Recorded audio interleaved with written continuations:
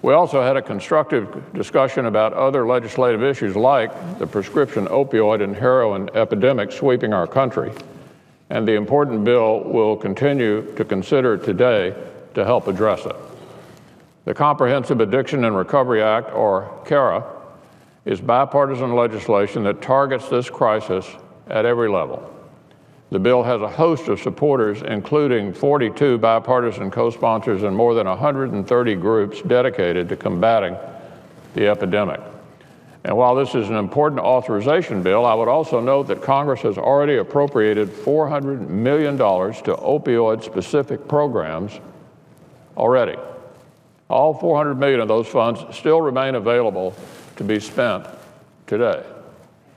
That's right, Mr. President. These funds are still available, and we'll have more opportunities to address funding through the appropriations process later this spring. Michael Botticelli, the Obama administration's Director of National Drug Control Policy, came before a hearing just a few months ago and thanked Congress for including funding in the fiscal 16 spending bill, saying, "We appreciate that Congress provided more than $400 million in funding in the fiscal 16 Appropriations Act, specifically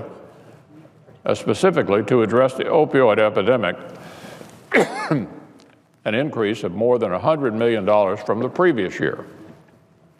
Botticelli went on to say there's clear evidence that a comprehensive response like that of CARA is tremendously important.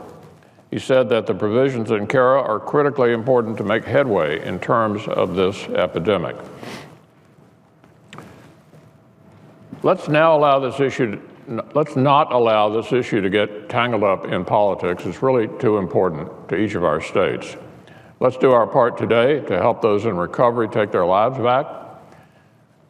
Let's help keep families together and kids safer, to help prevent more Americans from suffering at the hands of addiction.